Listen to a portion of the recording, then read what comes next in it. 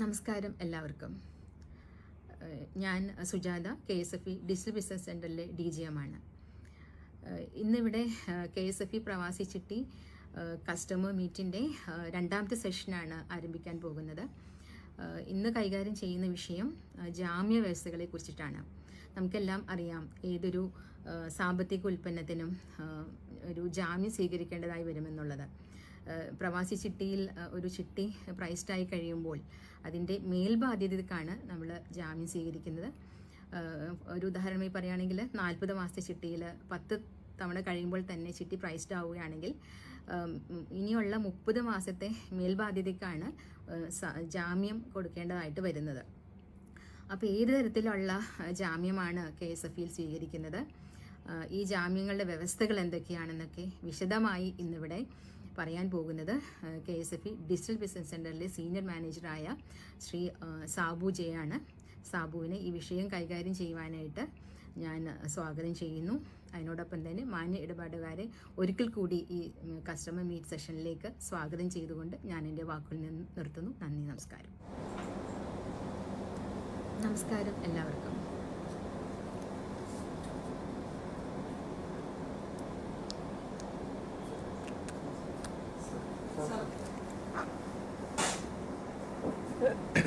എല്ലാ മാന്യ പ്രവാസി ഇടപാടുകാർക്കും സ്വാഗതം. ജൂലൈ മാസത്തിൻ്റെ പ്രത്യേകത ഉൾക്കൊണ്ടുകൊണ്ട് വളരെ പ്രധാനപ്പെട്ട ഒരു വീഡിയോ കഴിഞ്ഞ മാസം ഞങ്ങൾ ലൈവ് ചെയ്തിരുന്നു. ആ വീഡിയോ ധാരാളം പ്രവാസി സുഹൃത്തുക്കൾ കാണുകയും പ്രവാസി ചിട്ടിയെക്കുറിച്ച് ധാരാളം കാര്യങ്ങൾ മനസ്സിലാക്കുകയും വളരെയധികം പേർക്ക് അത് പ്രയോജനപ്പെടുകയും ചെയ്തതായിട്ട് അവരുടെ കമൻറ്റുകളിൽ കൂടെയും അതേപോലെ തന്നെ മെയിലുകളിൽ കൂടെ ഞങ്ങൾക്ക് മനസ്സിലാക്കാനായിട്ട് സാധിച്ചിട്ടുണ്ട്. വളരെ സന്തോഷമുണ്ട്. കഴിഞ്ഞ മാസത്തിൻ്റെ പ്രത്യേകത അറിയാവുന്നതായിരുന്നു. ഇൻകം ടാക്സ് റിട്ടേൺ ഫയൽ ചെയ്യേണ്ട ലാസ്റ്റ് മാസമായിരുന്നു ജൂലൈ 31. അത് വളരെയധികം പേർക്ക് പ്രയോജനപ്പെട്ടതിൽ വളരെ സന്തോഷം. അതുമായിട്ട് ബന്ധപ്പെട്ട് കുറേയധികം കമൻറ്റുകൾ അല്ലെങ്കിൽ സംശയങ്ങൾ ഞങ്ങൾക്ക് വീണ്ടും ലഭിക്കുകയുണ്ടായി. ആദ്യം ആ കമൻറ്റുകളെക്കുറിച്ചുള്ള 1-2 കാര്യങ്ങൾ പറഞ്ഞുകൊണ്ട് നമുക്ക് ഇന്നത്തെ ഈ ലൈവിലേക്ക് കടക്കാവുന്നതാണ് ഞാൻ കരുതുന്നത്. അതിൽ ഏറ്റവും പ്രധാനമായിട്ട് വളരെ ധാരാളം പേര് അതിൽ ക്വസ്റ്റ്യൻസ് ചോദിച്ചിട്ടുണ്ട്. ഏറ്റവും പ്രധാനമായിട്ട് ഒരു ക്വസ്റ്റ്യൻ 1-2 വ്യക്തികൾ ചോദിച്ചതിൽ ഏറ്റവും പ്രധാനപ്പെട്ടതായിട്ട് കരുതുന്നത് NRIക്ക് എന്തുകൊണ്ടാണ് ടാക്സ് പിടിക്കുന്നത്, ഇതാണ് ഒന്നാമത്തെ ക്വസ്റ്റ്യൻ. അതിലേക്ക് വേണ്ടി പറയാനുള്ളത്,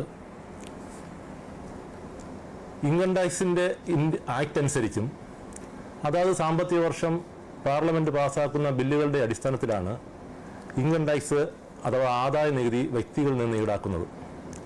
ഒരു പ്രവാസി ചിട്ടി വരിക്കാരൻ അദ്ദേഹത്തിൻ്റെ ഡെപ്പോസിറ്റ് തുക, ചിട്ടിപ്പണം ഇവിടെ ഡെപ്പോസിറ്റ് ആക്കുകയാണെങ്കിൽ ആ ഡെപ്പോസിറ്റിന്മേൽ മാസം തോറും ലഭിക്കുന്ന പലിശയ്ക്കാണ് ഇൻകം ടാക്സ് ഈടാക്കുന്നത്. ഒരു NRI കസ്റ്റമർ ആണെങ്കിൽ അദ്ദേഹം ആണെങ്കിൽ പോലും ഇന്ത്യയിൽ നിന്ന് ഉത്ഭവിക്കുന്ന വരുമാനമായതുകൊണ്ട് ഈ നിയമം അനുസരിച്ച് അദ്ദേഹത്തിന് ടാക്സ് കൊടുക്കേണ്ടതായിട്ടുണ്ട്. അപ്രകാരം KSFE എന്ന ഈ സ്ഥാപനം ഈ താങ്കളിട്ടിരിക്കുന്ന അല്ലെങ്കിൽ വരിക്കാരനിട്ടിരിക്കുന്ന ഈ ഡെപ്പോസിറ്റിന്മേൽ കിട്ടുന്ന പലിശയിൽ നിന്ന് ഓരോ മാസവും അനുയോജ്യമായ, അതായത് 30% അല്ലെങ്കിൽ അതോടൊപ്പം തന്നെ 4% സെസ് ഉൾപ്പെടെ 31.2% പിടിക്കുകയും അത് അടുത്ത മാസം ആദ്യം തന്നെ ഇൻകം ടാക്സ് ഡിപ്പാർട്ട്മെൻറ്റിലേക്ക് അടയ്ക്കുകയും ചെയ്യുകയാണ് പതിവ്. ഇത് ഗവൺമെൻറ്റിലേക്ക് കിട്ടുമ്പോൾ നമ്മുടെ രാജ്യത്തിൻ്റെ അടിസ്ഥാന വികസന സൗകര്യത്തിൽ അടിസ്ഥാന വികസനത്തിന് വളരെയധികം പ്രാധാന്യം ഇത് അർഹിക്കുന്നുണ്ട്. എന്നാൽ ഇത്തരത്തിലുള്ള ഒരു കസ്റ്റമറിന് അല്ലെങ്കിൽ ഒരു പ്രവാസി ചിട്ടി വരിക്കാരൻ അദ്ദേഹത്തിൻ്റെ ഇന്ത്യയിൽ നിന്നുള്ള വരുമാനം 2.5 ലക്ഷം രൂപയിൽ കുറവാണെങ്കിൽ അദ്ദേഹത്തിന് ഈ ടാക്സ് റീഫണ്ട് ആകുന്നതാണ്. അതിലേക്ക് വേണ്ടി എന്ത് ചെയ്യണം, എങ്ങനെ ചെയ്യണം എന്നതിനെക്കുറിച്ചാണ് കഴിഞ്ഞ ഒരു വീഡിയോ ഞങ്ങൾ ചെയ്തിരുന്നത്. ബാക്കി കാര്യങ്ങളെല്ലാം അതിൽ തന്നെ ഉണ്ട്. അപ്പോൾ അത് ആണ് ആ ക്വസ്റ്റ്യനെ കുറിച്ച് പറയാനായിട്ടുള്ളത്. രണ്ടാമത്തെ ഒരു വ്യക്തി ചോദിച്ചിരിക്കുന്നത് GST എന്തിനു വേണ്ടിയാണ് NRIയിൽ നിന്ന് ഈടാക്കുന്നത്, ഇതാണ് രണ്ടാമതൊരു വ്യക്തി ചോദിച്ചിരിക്കുന്ന ക്വസ്റ്റ്യൻ. കഴിഞ്ഞ ആ ലൈവ് പോയതിനു ശേഷം ചോദിച്ചിരിക്കുന്ന ക്വസ്റ്റ്യൻസാണ്.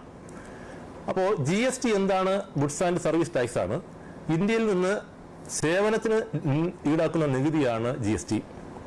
KSFE തൻ്റെ പ്രവാസി ചിട്ടി വരിക്കാരന് അല്ലെങ്കിൽ KSFE ഏതൊരു ചിട്ടി വരിക്കാരനും നൽകുന്ന സേവനത്തിന് വേണ്ടി ഈടാക്കുന്ന നികുതിയാണ് GST. ഇതും ഓരോ മാസവും അതാത് GST ഡിപ്പാർട്ട്മെൻറ്റിലേക്ക് അടയ്ക്കുകയാണ് ചെയ്യുന്നത്. ഇത് റീഫണ്ട് ആകുന്നതല്ല. ഇതാണ് അതിനെക്കുറിച്ച് പറയാനുള്ളത്. മൂന്നാമതൊരു ക്വസ്റ്റ്യൻ ചോദിച്ചിരിക്കുന്നത് പ്രവാസി ചിട്ടി ഡിവിഡൻഡ് സ്കീം, പ്രവാസി ഡിവിഡൻഡ് പദ്ധതി KSFEയുടെ സെക്യൂരിറ്റികളിൽ എടുത്താൽ എന്ത് എന്ന് ചോദിച്ചിട്ടുണ്ട്.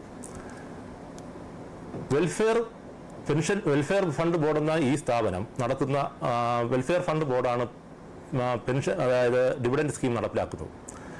നിലവിൽ അത്തരത്തിലുള്ള ഒരു പദ്ധതി KSFEയുടെ പ്രവാസി ചിട്ടിയുടെ ജാമ്യത്തിനായിട്ട് എടുക്കാനായിട്ട് നിർവാഹമില്ല എന്നാണ് ഇതിനെക്കുറിച്ച് ആദ്യമായിട്ട് പറയാനുള്ളത്. കൂടുതൽ തീരുമാനങ്ങൾ ഗവൺമെൻറ് മുറയ്ക്ക് വരികയാണെങ്കിൽ നമുക്ക് അതിനെക്കുറിച്ച് പിന്നീട് ചിന്തിക്കാവുന്നതാണ് എന്നാണ് അതിനെക്കുറിച്ച് പറയാനുള്ളത്. നാലാമതൊരു ക്വസ്റ്റ്യൻ ചോദിച്ചിരിക്കുന്നത് KSFEയുടെ ഫണ്ട് ട്രാൻസ്ഫറുമായിട്ട് ബന്ധപ്പെട്ടാണ്. ചില അവസരങ്ങളിൽ ഫണ്ട് ട്രാൻസ്ഫർ വൈകുന്നു എന്നതിനെക്കുറിച്ച് 1-2 കമൻറ്റുകൾ വന്നിട്ടുണ്ട്. അപ്പോൾ ആ കമൻറ്റുകളെക്കുറിച്ച് പറയാനായിട്ടുള്ളത്, നമുക്ക് ഒരു കസ്റ്റമറിൻ്റെ ഫണ്ട് എത്രയും വേഗം അദ്ദേഹത്തിൻ്റെ NRO അക്കൗണ്ടിലേക്ക് ട്രാൻസ്ഫർ ചെയ്യണമെന്ന് തന്നെയാണ് ഞങ്ങളുടെ പരമപ്രധാനമായ ലക്ഷ്യം. എന്നാൽ ഈ പ്രോസസ്സ് എല്ലാം തന്നെ നടക്കുന്നത് ഓൺലൈനായിട്ടുള്ള മാർഗത്തിൽ കൂടെയാണ്. ഇവിടെ പ്രവാസി ചിട്ടിയുടെ സോഫ്റ്റ്വെയറും ബാങ്കിൻ്റെ സോഫ്റ്റ്വെയറും തമ്മിലുള്ള യോജിച്ചുള്ള പ്രവർത്തനത്തിൽ കൂടെ മാത്രമേ ഫണ്ട് ട്രാൻസ്ഫർ നടക്കാൻ സാധ്യതയുള്ളൂ. ഇങ്ങനെ യോജിച്ച് നടക്കുന്ന അവസരങ്ങൾ വളരെ അപൂർവമായി എന്തെങ്കിലും IT ഇഷ്യൂസ് വരികയാണെങ്കിൽ മാത്രമേ ഫണ്ട് ട്രാൻസ്ഫർ വൈകുന്നുള്ളൂ. അത് ഭാവിയിൽ സംഭവിച്ചുകൂടാന്നില്ല. എന്നായിരുന്നാലും അതിനുള്ള പ്രിക്കോഷൻസ് ഞങ്ങൾ എടുക്കുന്നുണ്ട്. വളരെ അപൂർവമായ സന്ദർഭങ്ങളിൽ ഇത്തരത്തിലുള്ള ലേറ്റ് അഥവാ താമസം വരാറുണ്ട്. അതിന് സദയം ക്ഷമിക്കുക എന്നാണ് അതിനെക്കുറിച്ച് എനിക്ക് പറയാനുള്ളത്. മൂന്നാമത് ക്വസ്റ്റ്യൻ കസ്റ്റമർ കെയറിൽ ഉള്ള ജീവനക്കാരുടെ കാര്യങ്ങളെക്കുറിച്ചാണ്. പ്രവാസി ചിട്ടിയുടെ ഭാഗമായിട്ട് ഇതിനെ പുഷ്ടിപ്പെടുത്തുന്നതിന് വേണ്ടി ആരംഭകാലത്തിൽ തന്നെ കസ്റ്റമർ കെയർ 24 മണിക്കൂറും പ്രവർത്തിക്കുന്ന ഒരു കസ്റ്റമർ കെയർ സെൻറ്റർ ഇവിടെ ലഭ്യമാണ്. പ്രവാസികൾക്ക് ഏത് സമയം വേണമെങ്കിലും അതിലൂടെ ക്വസ്റ്റ്യൻസും അതിനനുസരിച്ചുള്ള മറുപടിയും സേവനങ്ങൾ ലഭിക്കുന്നതിനാവശ്യമായ എല്ലാ ക്രമീകരണങ്ങളും ഞങ്ങൾ അവിടെ നൽകിയിട്ടുണ്ട്. അതിൽ ഔട്ട്സോഴ്സിംഗ് വഴി കുറേയധികം ജീവനക്കാരെ ഞങ്ങൾ അതിലെടുത്തിട്ടുണ്ട്. ആ എക്സിക്യൂട്ടീവ്സിൻ്റെ സഹായമാണ് ഞങ്ങൾ തേടുന്നത്. ആ എക്സിക്യൂട്ടീവ്സിന് KSFEയിൽ നിന്ന് ലഭിക്കുന്ന മാർഗങ്ങൾ, അതായത് നിയമങ്ങളും കാലാകാലങ്ങളിലുണ്ടാകുന്ന മാറ്റങ്ങളും ഞങ്ങൾ കൃത്യമായ രീതിയിൽ അവർക്ക് ട്രെയിനിങ് കൊടുക്കുന്നുണ്ട്. ഇനി ഭാവിയിൽ എന്തെങ്കിലും അതിനുമായിട്ടുള്ള ബന്ധപ്പെട്ട് എന്തെങ്കിലും ദോഷങ്ങൾ അല്ലെങ്കിൽ ചൂണ്ടിക്കാട്ടാൻ സാധിക്കുമെങ്കിൽ അത് ഞങ്ങൾ തിരുത്തി പോകാൻ തയ്യാറാണ് എന്നാണ് എനിക്ക് അതിനെക്കുറിച്ച് പറയാനായിട്ടുള്ളത്. അടുത്തൊരു കസ്റ്റമർ ചോദിച്ചിരിക്കുന്നത് നമ്മുടെ സ്കീം പദ്ധതികളെ കുറിച്ചാണ്. അതായത് ഓണത്തിനും അതേപോലെ തന്നെ ക്രിസ്മസിനുമൊക്കെ പണ്ട് കാലത്ത് ധാരാളം സ്കീമുകളുണ്ടായിരുന്നു. ഈ പദ്ധതികൾ എല്ലാവർക്കും ലഭിക്കുമോ എന്നതാണ്. അതിനെക്കുറിച്ച് വിശദമായിട്ട് എനിക്ക് പറയാനുള്ളത്, ഒരു സ്കീം അതാത് വർഷങ്ങൾക്ക് വേണ്ടി അതായത് സാമ്പത്തിക വർഷത്തിൻ്റെ ചിട്ടി നടത്തിപ്പുമായിട്ട് ബന്ധപ്പെട്ടാണ് KSFE സ്കീം പദ്ധതികൾ ആവിഷ്കരിച്ചിരിക്കുന്നത്. നിലവിലിപ്പോൾ ഒരു സ്കീമുണ്ട്. അത് KSFE ഗാലക്സി ചിട്ടികൾ എന്ന പേരിലാണ് അറിയപ്പെടുന്നത്. അതിൻ്റെ 2ാമത്തെ എഡിഷനാണ് ഇപ്പോൾ നടക്കുന്നത്. അതിൻ്റെ കാലാവധി എന്ന് പറയുന്നത് 1/7/2024 മുതൽ 31/10/2024 വരെയാണ്. അതിൽ ധാരാളം സമ്മാന പദ്ധതികൾ കോർത്തിണക്കിക്കൊണ്ട് നടക്കുന്ന ഒരു സ്കീമാണ്. ഇതിൽ ധാരാളം ചിട്ടികളുണ്ട്. അപ്പോൾ സമ്മാന പദ്ധതികളായിട്ട് അതിൻ്റെ ഉത്തരമായിട്ട് പറയാനുള്ളത്, ഓരോ കാലഘട്ടങ്ങളിൽ നടത്തുന്ന സ്കീമിൽ ചേരുന്നവർക്ക് മാത്രമേ ആ സ്കീമിലുള്ള സമ്മാനങ്ങൾ ലഭിക്കുകയുള്ളൂ എന്നതാണ് അതിൻ്റെ ശരിയായ ഉത്തരം. ഞാൻ പറഞ്ഞു വരുന്നത് ഇപ്പം നടക്കുന്ന സ്കീമിനെ കുറിച്ചാണ്. ഈ 1/7/2024 മുതൽ 31/10/2024 നടക്കുന്ന ഇപ്പോൾ നടന്നു വരുന്ന KSFE ഗാലക്സി ചിട്ടികൾ 1ാം സമ്മാനമായിട്ട് സംസ്ഥാന തലത്തിലെ ഒരു മെഴ്സിഡസ് ബെൻസ് കാറാണ്, അല്ലെങ്കിൽ 75 ലക്ഷം രൂപ. 2ാം സമ്മാനമായിട്ട് DBCക്ക് വേണ്ടി ഓരോ മേഖലയ്ക്കും ഓരോന്നാണ്. DBCക്ക് ഒരു സമ്മാനമുണ്ട്. അതിൽ മറ്റേത് ആദ്യം പറഞ്ഞത് സംസ്ഥാനതല സമ്മാനമാണ്. 2ാമത് പറഞ്ഞത് DBCക്ക് വേണ്ടി മാത്രമായിട്ട് ഒരു സമ്മാനമുണ്ട്. ഇന്നോവ ക്രിസ്റ്റ കാറാണ്, അല്ലെങ്കിൽ 25 ലക്ഷം രൂപ. അപ്പോൾ ഇതാണ് 2 സമ്മാന പദ്ധതികൾ. 3ാമത്തെ സമ്മാനം വളരെ ആകർഷകമായിട്ടുണ്ടാണ്. ഈ ഓണക്കാലത്തെ വരവേൽക്കാനായി ഒരുങ്ങുന്ന എല്ലാ പ്രവാസികൾക്കും വേണ്ടി 3ാമത് ഒരു സമ്മാനം കൂടെ KSFE കോർത്തുണക്കുന്നുണ്ട്. ഓരോ 10 പേരിൽ നിന്നും, അതായത് ചിട്ടിയിൽ ചേർന്ന ഈ കാലയളവിൽ ചിട്ടിയിൽ ചേരുന്ന ഓരോ 10 പേരിൽ നിന്നും നറുക്കിട്ട് ഒരു വ്യക്തിക്ക് 3500 രൂപ വിലയുള്ള ഒരു ഓണക്കോടി, അതായത് ഒരു പുരുഷനും ഒരു സ്ത്രീക്കും ആവശ്യമായ ഓണക്കോടി നൽകുന്നതാണ്. വളരെ സന്തോഷത്തോടു കൂടിയാണ് ഞാൻ അത് അവതരിപ്പിക്കുന്നത്. ഇത് KSFയുടെ ചരിത്രത്തിൽ തന്നെ ആദ്യമായിട്ടുള്ള ഒരു പദ്ധതിയാണ്. ഓരോ 10 പേർക്കും 3500 രൂപ വിലയുള്ള ഓണക്കോടിയാണ് ആ സമ്മാനം. അങ്ങനെ 3 സമ്മാന പദ്ധതികൾ കോർത്തിണക്കിക്കൊണ്ടാണ് ഗാലക്സി ചിട്ടികൾ 2024 എന്ന ഈ സ്കീം ഇപ്പോൾ നടന്നുകൊണ്ടിരിക്കുന്നത്. ഇതിൽ ചിട്ടി ചേരാൻ വേണ്ടി ഞാൻ നിങ്ങളോട് ആഹ്വാനം ചെയ്യുകയാണ്. അതോടൊപ്പം തന്നെ ഇതിന്റെ കാലാവധി ഒന്നുകൂടെ ഞാൻ പറയുകയാണ്. 1/7/2024 മുതൽ 31/10/2024 വരെയാണ് ഇതിന്റെ കാലാവധി. എത്രയും വേഗം നിങ്ങൾ ചിട്ടിയിൽ ചേർന്ന് ഈ സമ്മാന പദ്ധതികളിലേക്ക് അംഗമാകാൻ വേണ്ടി ഞാൻ അഭ്യർത്ഥിക്കുകയാണ്. ഇതിന്റെ നറുക്കെടുപ്പ്, ഈ ഓണക്കോടികളുടെ നറുക്കെടുപ്പ് ചിങ്ങം 1-ാം തീയതി നടക്കുന്നതായിരിക്കും എന്നതും കൂടെ ഞാൻ ഈ സമയം അറിയിക്കുകയാണ്. ഇനി നമ്മുടെ ഈ മാസത്തെ ലൈവ് പ്രോഗ്രാമിലേക്ക് പോവുകയാണ്.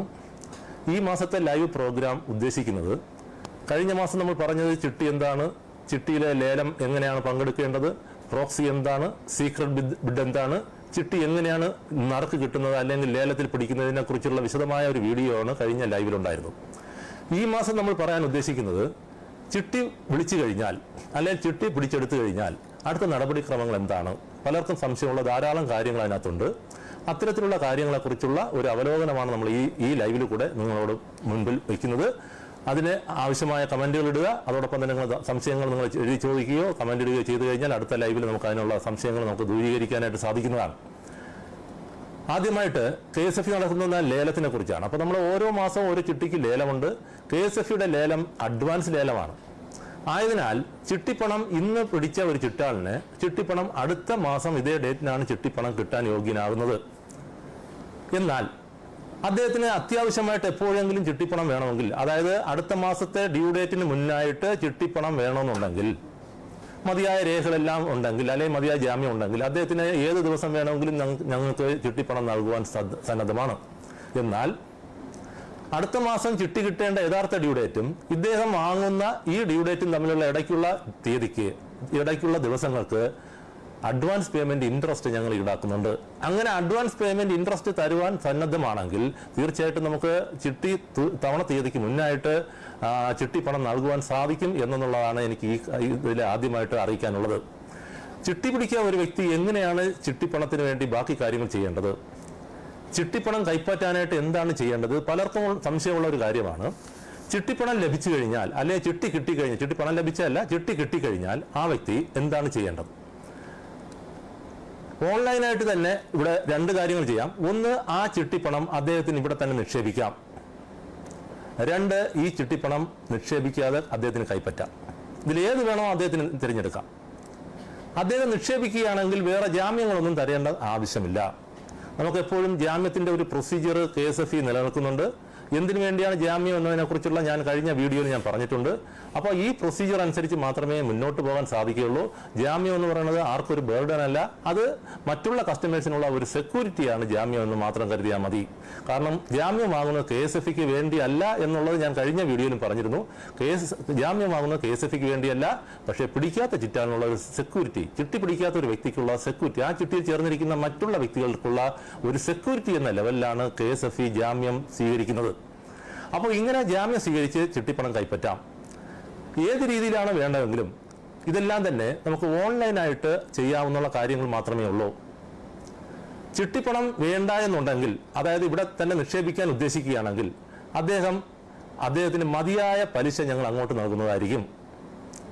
ഓരോ മാസവും അദ്ദേഹം പലിശ അദ്ദേഹത്തിന്റെ അതായത് കസ്റ്റമറിന് ബാങ്ക് അക്കൗണ്ടിലേക്കോ അല്ലെങ്കിൽ ചിട്ടിയിലേക്കോ വരവ് വയ്ക്കാനുള്ള എല്ലാ സാഹചര്യങ്ങളും ഇവിടെ നിലനിൽക്കുന്നുണ്ട്. ഇന്ന് ചിട്ടി പിടിച്ചു കഴിഞ്ഞാൽ അടുത്ത മാസം ഇതേ ഡേറ്റിനാണ് ഡ്യൂ ഡേറ്റ് എന്ന് പറയുന്നത്. അന്ന് അദ്ദേഹത്തിന്റെ തുക ഡെപ്പോസിറ്റിലേക്ക് മാറും. അതിൽ ശ്രദ്ധിക്കേണ്ട ഒരു പ്രധാനപ്പെട്ട കാര്യം, ഇങ്ങനെ ഡെപ്പോസിറ്റിലേക്ക് മാറണമെന്നുണ്ടെങ്കിൽ ആ തവണ സംഖ്യ അടച്ചിരിക്കണം. അതായത് അടുത്ത മാസത്തെ അതേ തവണ സംഖ്യ ചിട്ടി ഈ ഡെപ്പോസിറ്റ് ചെയ്യുന്നതിന് മുമ്പായിട്ട് അടച്ചിരിക്കണം എന്നത് പ്രധാനമായിട്ട് ശ്രദ്ധിക്കുക. ഇങ്ങനെ ഡെപ്പോസിറ്റ് ചെയ്ത് കഴിഞ്ഞാൽ അതിന്റെ അടുത്ത മാസം മുതൽ അദ്ദേഹത്തിന്റെ പലിശ അദ്ദേഹത്തിന് ബാങ്കിലേക്കോ അല്ലെങ്കിൽ അദ്ദേഹത്തിന്റെ ചിട്ടിയിലേക്കോ വരവ് വയ്ക്കുന്നതായിരിക്കും. ഇതിനു വേണ്ടി ഓരോ സാമ്പത്തിക വർഷവും അദ്ദേഹം TDS ഡിക്ലറേഷൻ, ഞാൻ കഴിഞ്ഞ വീഡിയോയിൽ അതിനെക്കുറിച്ച് പറഞ്ഞിരുന്നു, TDS ഡിക്ലറേഷൻ എന്ന പ്രോസസ്സ് അയാൾ ഓരോ സാമ്പത്തിക വർഷം നടത്തേണ്ടതായിട്ടുണ്ട്. എങ്കിൽ മാത്രമേ ഈ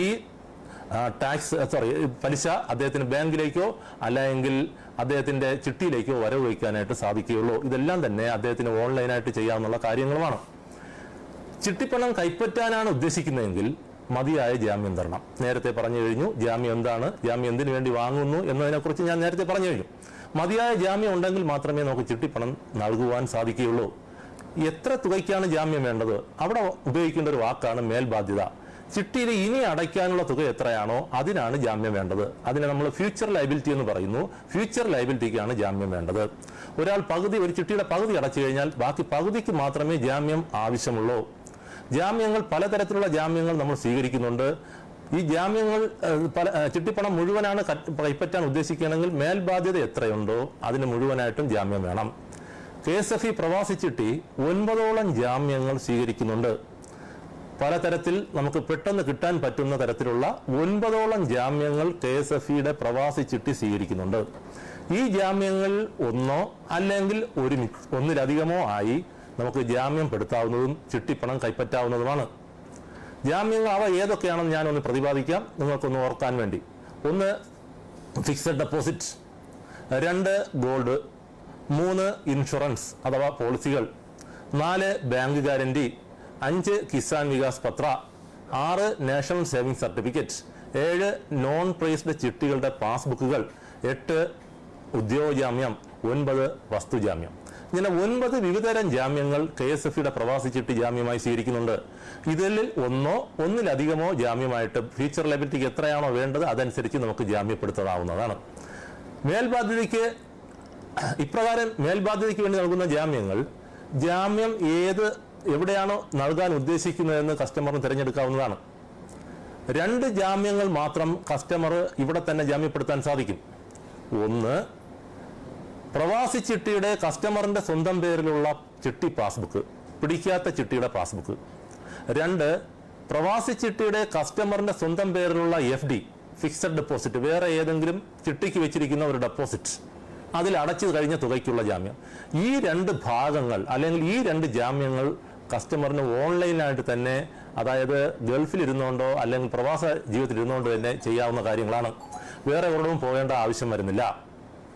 2 കാര്യങ്ങൾ ഒന്നുകൂടെ ഞാൻ പറയുകയാണ്. 1, ഒരു പ്രവാസി ചിട്ടി കസ്റ്റമറിന് അദ്ദേഹത്തിന്റെ പേരിലുള്ള പിടിക്കാത്ത ചിട്ടിയുടെ പാസ്ബുക്ക്. 2, ഒരു പ്രവാസി ചിട്ടി കസ്റ്റമറിന് അദ്ദേഹത്തിന്റെ പേരിൽ ഇവിടെ ഡെപ്പോസിറ്റ് ചെയ്തിരിക്കുന്ന തുകയിൽ ഇനി അടയ്ക്കാനുള്ള തുക, അല്ലെങ്കിൽ നേരത്തെ വെച്ചിരിക്കുന്ന ചിട്ടിക്ക് കഴിഞ്ഞുള്ള മിച്ചമുള്ള തുക. ഈ 2 കാര്യങ്ങളും ജാമ്യപ്പെടുത്തുന്നതിന് വേണ്ടി വേറെ ഒരിടവും പോകേണ്ട ആവശ്യമില്ല. അദ്ദേഹത്തിന് ഓൺലൈനായി ചെയ്യാം. എന്നാൽ മറ്റുള്ള ജാമ്യങ്ങൾ ഏതെങ്കിലും ആണ് വയ്ക്കാൻ ഉദ്ദേശിക്കുന്നതെങ്കിൽ അദ്ദേഹത്തിന്റെ വീടിനടുത്തുള്ളതോ അദ്ദേഹം ഉദ്ദേശിക്കുന്നതോ ആയ KSFEയുടെ 700-ൽ പരം ശാഖകൾ കേരളത്തിൽ അങ്ങോളം ഇങ്ങോളം ഉണ്ട്. ഇതിൽ ഏതെങ്കിലും ശാഖയിൽ പോയി ചെയ്യേണ്ടതായിട്ടുണ്ട്. അതിൽ അദ്ദേഹം തന്നെ, അതായത് പ്രവാസി ചിട്ടി കസ്റ്റമർ തന്നെ പോകേണ്ട ആവശ്യമില്ല. അതിന് പകരം അദ്ദേഹത്തിന്റെ നോമിനിക്ക് അവിടെ പോകാവുന്നതും മതിയായ രേഖകൾ അവിടെ സമർപ്പിക്കാവുന്നതുമാണ്. ഇതിനെക്കുറിച്ചുള്ള ഒരു ചെറിയ വീഡിയോ ഇതിനോടൊപ്പം തന്നെ ഞാൻ നിങ്ങൾക്ക് നൽകുന്നു. അതിനെക്കുറിച്ച് നിങ്ങൾക്ക് കാണാവുന്നതാണ്.